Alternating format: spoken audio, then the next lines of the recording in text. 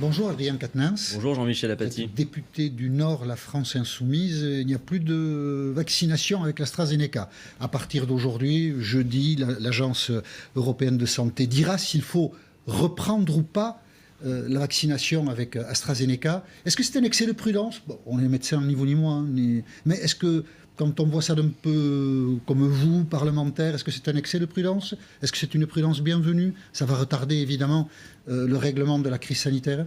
L'excès de prudence, Jean-Michel Apathy, puisque ni vous ni moi ne sommes médecins, on verra ce que les études scientifiques disent et ce que les organisations chargées de cela diront. En réalité, moi, ce que je vois, c'est que vous voyez, depuis plusieurs semaines, on montrait du doigt les soignants qui étaient parfois dubitatifs à l'utilisation de ce vaccin, et on voit qu'aujourd'hui, alors que la vaccination avait cours encore hier après-midi, d'un coup d'un seul, le président de la République dit on suspend pour plusieurs jours. Ce que je vois surtout, c'est que ça affaiblit notre stratégie vaccinale parce que la France a commandé beaucoup de vaccins AstraZeneca. J'espère que la décision qui sera prise sur la base d'une étude scientifique, ce sera qu'on puisse redémarrer. Moi, je m'interroge, je ne suis pas médecin, mais j'ai vu que le nombre de cas de thrombose, on parle de 5 cas sur 30 millions de doses inoculées. Bon, il y a des thromboses dans la population générale, par-delà la question de la vaccination. S'il y a un lien entre les deux qui est avéré, là c'est sûr, principe de précaution. Mais sinon, qu'on puisse le plus tôt vacciner à nouveau. Moi, surtout, je prône une chose, c'est qu'on élargisse le portefeuille de vaccins, Jean-Michel Apathy. Mais... Je regrette, par exemple, que le gouvernement et la majorité aient fait beaucoup d'idéologie avec la question du vaccin, avec une espèce de diplomatie. Le vaccin russe. Bah écoutez, on avait l'impression, quand Jean-Luc Mélenchon disait, écoutez, il y a des études scientifiques qui disent le vaccin russe est efficace. Eh bien, on avait l'impression que le gouvernement, en fonction des régimes qui proposent tel ou tel vaccin, le refusait. Comme si l'Union soviétique était encore d'actualité. C'est amusant, je ne sais pas où est l'idéologie, mais je crois que les autorités françaises ont expliqué avoir envoyé des spécialistes en Russie pour s'informer sur le vaccin. Justement. Et que les autorités russes ont tardé, alors elles l'ont fait il y a 8 jours ou 10 jours, à déposer un dossier devant l'Agence européenne de la santé. Jean-Michel Apathy. Peut-être que les autorités russes ont aussi leur part de responsabilité. Depuis plusieurs mois, on sait par des études scientifiques que ce vaccin est efficace. Et quand nous disions il faut regarder, il faut s'autoriser le droit de pourquoi pas avoir recours à ce vaccin, on nous disait oh là là, l'Union soviétique. Et maintenant, vous le voyez, et Jean-Michel Apathy, vous le savez, Madame Merkel, elle, de son côté, elle n'a pas attendu pour faire en sorte que le vaccin russe soit utilisé. Personne ne l'a commandé en Europe, parce que pour l'instant, il n'est pas validé par les autorités européennes. Ce que je peux vous dire, oui, et regardez par exemple ce qui se passe. Regardez, en Grande-Bretagne, en tout cas. En Grande-Bretagne, sans attendre systématiquement les validations des organismes européens qui, visiblement, quand même, sont en difficulté pour organiser cette stratégie vaccinale, Jean-Michel Apathy. Sinon, on n'aurait pas toutes les difficultés. Vous êtes Frexit, vous aussi? Non, on va parler d'Europe si vous voulez, après j'y viens. Non, moi ce que je veux vous dire simplement d'abord sur le vaccin, c'est vous dire qu'il ne faut pas faire d'idéologie avec le vaccin. Quel que soit le régime qui propose un vaccin. Mais si, moi je vous dis, c'est une analyse politique, moi je vous dis, ils ont fait de l'idéologie et de la géopolitique avec la question du vaccin. Que le vaccin soit russe, chinois ou cubain, ça fait peut-être peur à certains, mais non, s'il est efficace, donnons-nous le droit de l'utiliser. On ne va pas passer paquet-rameau là-dessus, on ne deviendra pas communiste si on est vacciné avec le Sputnik. La grande difficulté que nous avons, Jean-Michel Apathy, c'est que le vaccin, nous avons une pandémie mondiale. Le vaccin devrait être un bien commun de l'humanité. Ce que l'on voit dans cette affaire, c'est qu'alors qu'Emmanuel Macron nous avait dit, vous vous en souvenez, certains biens et services doivent être placés en dehors des lois du marché, nous pâtissons du fait que le vaccin est absolument soumis aux lois du marché, d'offre et la demande, du fait que les big pharma font toute la politique vaccinale, que Pfizer, par exemple, envisage 15 milliards d'euros en 2021 avec le vaccin. Le vaccin doit être un bien commun de l'humanité, raison pour laquelle Jean-Luc Mélenchon, avec d'autres dirigeants internationaux, et y compris M. Jean Ziegler de l'ONU, a signé une tribune pour exiger que le vaccin tombe dans le domaine public, qu'on utilise les licences d'office pour contourner les brevets et en produire un maximum. Et qu'en France, enfin, on puisse en produire un. Que la France, grande puissance, n'ait toujours pas de vaccin. Sanofi qui distribue 4 milliards d'euros à ses actionnaires et qui ferme des centres de recherche en France, une question ? Ça n'est pas possible. Merci. Là, votre propos m'a alerté juste, puisque vous glorifiez le parcours de la Grande-Bretagne. On aurait été mieux sans l'Europe ? Écoutez, en tout cas, Est-ce qu'on aurait été mieux sans l'Europe ? Ce que je vois, en tout cas, c'est que l'Union européenne, telle qu'elle fonctionne aujourd'hui, visiblement, nous met en difficulté. Le Frexit est un tabou pour vous ou pas ?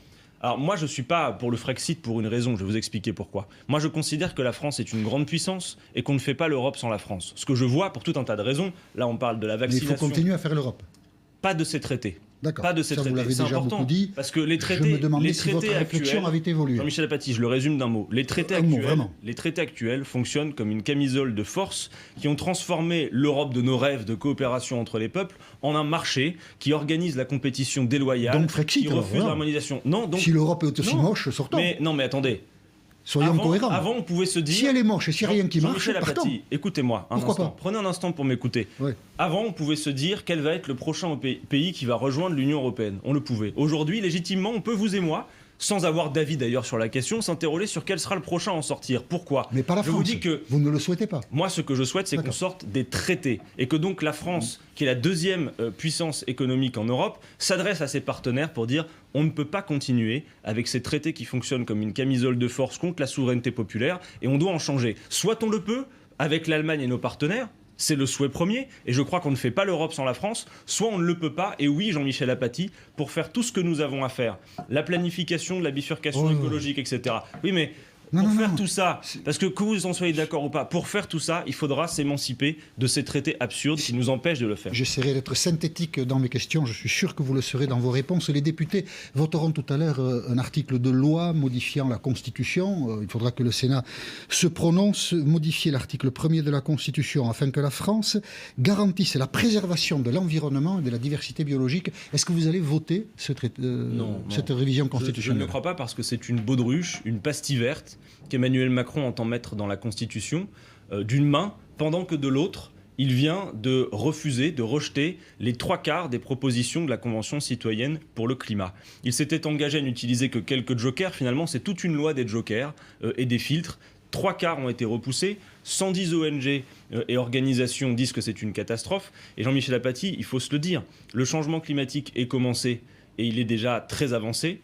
Et le bilan d'Emmanuel Macron en la matière est catastrophique. Et donc vous ne voterez pas la révision constitutionnelle ? Non, parce que c'est une pastille verte qui vise à faire diversion. Le bilan en écologie, le bilan d'Emmanuel Macron, c'est d'avoir, par décret au mois d'avril dernier, diminué nos ambitions de réduction des émissions de gaz à effet de serre pour mieux dire ensuite on a atteint les objectifs. C'est la réintroduction des néonicotinoïdes, c'est le refus d'interdiction des glyphosates. Bref. Et donc le Sénat va se saisir de la révision constitutionnelle. Si jamais, ça n'est pas l'hypothèse la plus probable, un accord est trouvé entre les deux chambres, il y aura un référendum sur la question. C'est possible, hein, pour parachever ça me paraît assez peu probable, la révision au mois de surtout, septembre. Je crois que les Français ne s'y tromperont pas. Ils ont entendu que l'État vient d'être, même si c'est de portée symbolique, il faut saluer les organisations qui en ont pris l'initiative, l'État vient d'être condamné en justice pour inaction climatique. Donc c'est pas parce qu'Emmanuel Macron dit on va remettre un petit coup de peinture verte sur la Constitution qu'on va tout de suite le prendre pour un écologiste. Et puis d'ailleurs Jean-Michel Apathy, vous n'y Apathy, croyez pas ce référendum ? la Constitution française, elle a été revue plus d'une vingtaine de fois sans l'avis du peuple français. Et vous le savez, je vous l'apprends pas. Mais là, nous sommes pour une assemblée constituante. Si la Constitution doit être revue, et d'ailleurs je crois qu'elle doit l'être, elle doit l'être par le peuple lui-même qui puisse refonder la règle du jeu. Et nous par exemple, on voudrait y inscrire, Jean-Michel Apathy, la règle verte, c'est-à-dire le fait de se dire on se donne pour objectif de ne pas prendre davantage à la nature que ce qu'elle peut reconstituer. C'est un défi technique passionnant qui va nécessiter la planification. C'est pourquoi on a sorti vous y allez tout seul, j'ai pas besoin de poser la question. cette petite brochure. C'est une revue programmatique qui est en librairie, parce que vous voyez, nous croyons à une campagne sur le programme, sur le fond. Et on est peut-être tôt dans la campagne, mais on y vient. Donc j'invite toutes celles et ceux qui nous écoutent à se procurer cette revue. La planification écologique. Ce que nous proposons pour faire la bifurcation de notre économie en matière écologique. Et je vais vous dire, Jean-Michel Apathy, ça créera beaucoup d'emplois. J'ai vu qu'hier, Jean-Luc Mélenchon me disait, si je suis au pouvoir en 2022, élection présidentielle, on sort du nucléaire en 2030. Et je me suis demandé pourquoi pas en 2025 tant qu'on est. Alors écoutez, c'est pas possible. Dans le programme L'Avenir en commun en 2017, on reprenait l'essentiel de travaux de scientifiques qui ont une proposition claire à faire, c'était de se fixer pour objectif de sortir, d'être à 100% d'énergie renouvelable en 2050, moyennant une planification. Et là, on a accéléré de 20 ans. En tout cas, l'idée, c'est de se dire... Est-ce que c'est sérieux ? Non, mais c'est ça la question. Ce qui n'est pas sérieux, Jean-Michel Apathy. Est-ce que c'est sérieux de dire 2030, il n'y a plus de nucléaire en France ? Ce qui est sérieux, c'est de se fixer des objectifs amples. Oui, bien sûr. Ce qui n'est pas sérieux... Non, mais Jean-Michel Apathy... Des objectifs, ce qui n'est pas sérieux, amples. Ce qui n'est pas sérieux, Jean-Michel Apathy, c'est de continuer. Voilà. Nous avons besoin de faire la transition de notre modèle énergétique. Ça ne veut pas dire qu'on va appuyer sur un bouton du jour au lendemain. C'est un peu le sentiment que ça donne. Non, Jean-Michel Apathy, je vous le dis. Si vous avez ce sentiment, je vous le dis. C'est avec d'ailleurs les travailleurs du secteur, avec les salariés du nucléaire. Vous savez, Jean-Michel Apathy, si on se dit on passe au 100% d'énergie renouvelable, qu'on s'en fixe l'objectif, qu'on sort progressivement du nucléaire, ça va être des tas d'emplois à créer, des nouveaux emplois, mais aussi pour démanteler des centrales, il y en a pour des générations. On ne sait toujours pas le faire. Ça va coûter combien? Est-ce que vous chiffrez tout ça? Alors écoutez, vous vous rappelez que pendant la campagne, pas tout ça, hein. Tout est chiffré. Tout D'ailleurs, si vous le voulez, Jean-Michel Apathy, alors quel est le chiffre global? Il faudrait beaucoup de temps. De transformation, c'est-à-dire fermer les centrales et faire des énergies renouvelables, quel est le coût global? Mais alors, si vous posiez une question subtile, vous devriez surtout dire combien ça rapporte. Parce que la planification écologique... C'est une manière de ne pas répondre à ma mauvaise question. La planification écologique, nous avions chiffré précédemment dans le programme, on avait fait 5 heures sur le chiffrage, on en refera 6 ou 7 si vous en avez besoin. On avait chiffré ça à 100 milliards d'investissements pour toute la planification écologique. J'y inclus l'énergie, mais aussi la transition de notre modèle agricole, l'économie de la mer, que nous appelons de nos voeux, les plans ferroviaires, la rénovation du bâti, toutes ces choses qu'il y a à faire. À l'époque, on nous disait 100 milliards, mais ça n'existe pas. Et depuis qu'on voit que le gouvernement fait des plans de relance pour plusieurs dizaines de milliards, on se dit finalement, peut-être qu'ils n'avaient pas tort. Donc voilà ce que ça coûte. Mais surtout, Jean-Michel Apathy, vous devriez vous intéresser à ce que ça rapporte. Car ces différents secteurs combinés permettraient de créer plus d'1,5 million d'emplois nets immédiatement. Voilà, nous avons des grands défis et la France, songez-y un instant, a les atouts pour le faire. La France pourrait être aux avant-postes de cette bifurcation. Et donc, nous en avons besoin. On trouve tout ça dans la planification écologique. On trouve ça dans la planification écologique. Remontrez-le une dernière fois parce que... Et voilà, vous l'avez pas bien vu. C'est très bien. Voilà. Et puis surtout, je le dis aussi, du 22 mars au 13 avril, nous organisons une grande votation citoyenne sur l'eau à travers le pays. C'est ma collègue Mathilde Panot qui mène cette affaire. Parce que vous le savez, Jean-Michel Apathy, nous considérons que l'eau est un bien commun et que... c'est en voie de grande difficulté. On considère que d'ici 20 ans, c'est la moitié de la population mondiale qui va vivre dans des régions où on manque d'eau. Voilà des choses intelligentes à faire. Très bien, c'est dit. Vous m'avez presque plus cité que Jean-Luc Mélenchon. Je vous alerte sur ce phénomène pour que vous puissiez... Parce que vous m'interpellez beaucoup, alors rectifier... d'avoir votre attention.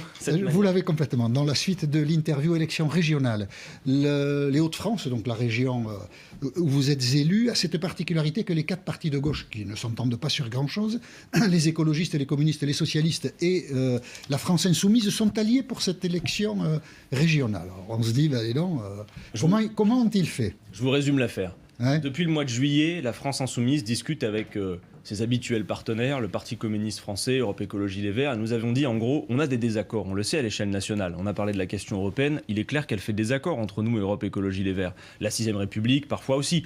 Mais ces désaccords nationaux connus ne sont pas en cause dans le cadre du scrutin régional départemental, scrutin dont on sait qu'il est plutôt marqué par l'abstention, plus la Covid par-dessus. Donc on s'est dit, nous sommes favorables à des accords. Et si possible, avec la plus grande cohérence nationale pour être lisible.